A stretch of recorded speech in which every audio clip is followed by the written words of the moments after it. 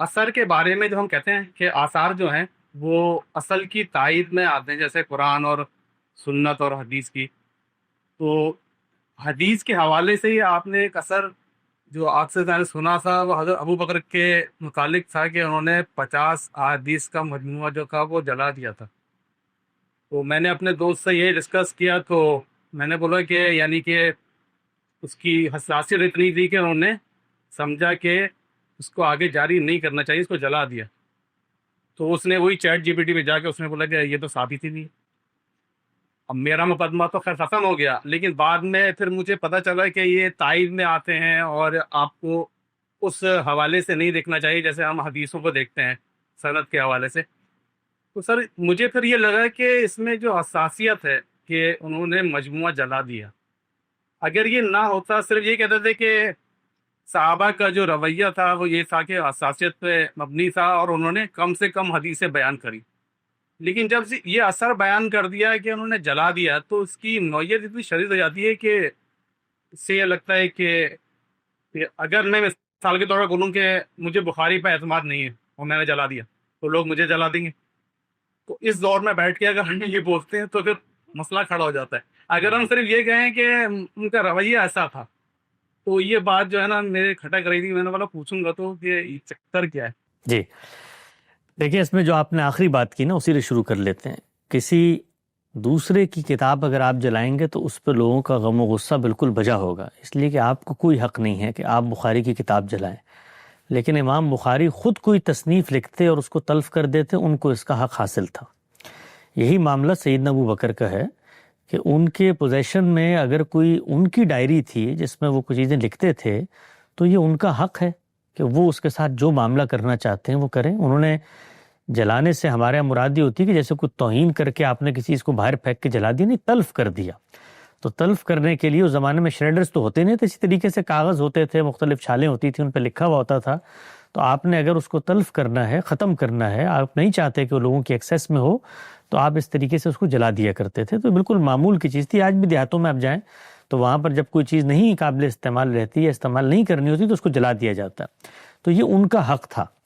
لیکن اگر وہ مثال کے طور پہ اپنا وہ ڈائری، اپنا وہ نسخہ جس میں انہوں نے رسالت مآب صلی اللہ علیہ وسلم کی یادداشتیں لکھی تھیں اپنے ذاتی انیشیٹو پہ، اس کو آگے منتقل کرتے، اپنی صاحبزادی سیدہ عائشہ کو دے دیتے، تو پھر امت کو اس کو اہتمام سے رکھنا بھی چاہیے تھا، پہنچانا بھی چاہیے تھا. ایک شخص کی ایک انٹلیکچوئل انہیریٹنس تھی، وہ اس نے آگے پہنچائی. تو پہلی چیز تو یہ ہے. دوسری چیز یہ ہے کہ ہمیشہ یہ دیکھا کریں کہ جب بھی کوئی مقدمہ یا بات پیش کی جاتی ہے اس میں بناء استدلال کیا ہے، اصل سررشتہ کیا ہے، وہ بنیاد کیا ہے، فاؤنڈیشن کیا ہے جس پہ مقدمہ کھڑا ہوا ہے. تو غامدی صاحب نے حدیث کیا ہے کہ زیر عنوان جب یہ بتایا ہے تو چوتھے مرحلے پر آ کر یہ بتایا ہے کہ حدیث کی ان کی نظر میں اہمیت کیا ہے، یا دین حدیث کے بارے میں کیا رویہ اختیار کرنے کی تلقین کرتا ہے. اس سے پہلے تو تاریخ آئی ہے. اب یہ جو چوتھی چیز ہے اس میں بناء استدلال کیا ہے، اس میں بناء استدلال قرآن مجید ہے. اور قرآن مجید جو ہے وہ ہمیں یہ کہتا ہے کہ پیغمبر جب فیصلہ کر دیں کسی باب میں تو پھر اس کے آگے سر تسلیم خم ہونا چاہیے.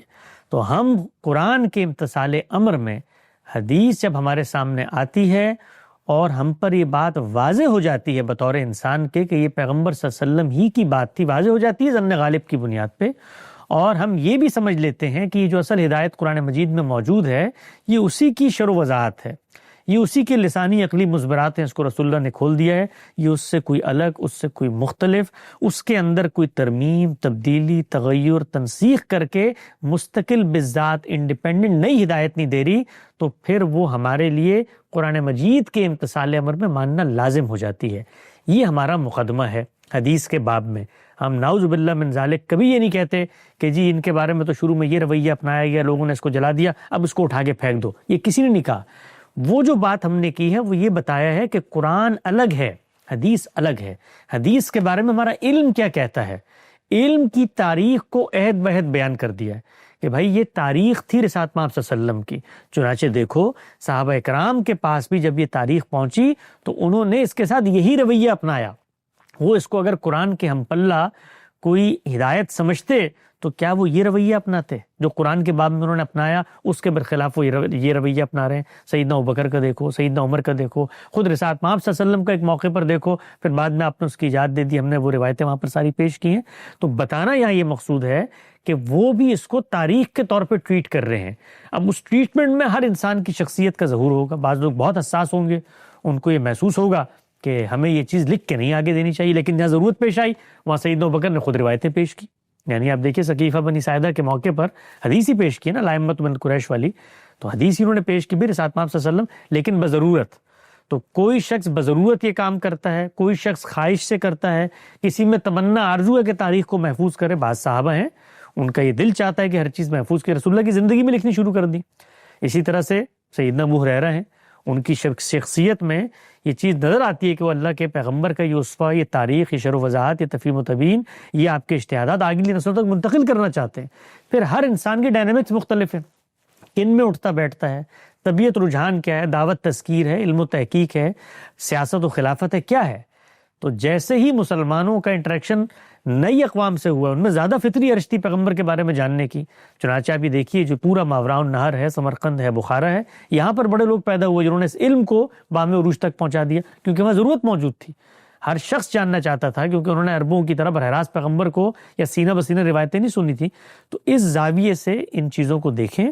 سیدنا ابوبکر نے جو فیصلہ کیا وہ ان کا اجتہادی فیصلہ تھا، دین نے ان کو کہیں پابند نہیں کیا تھا۔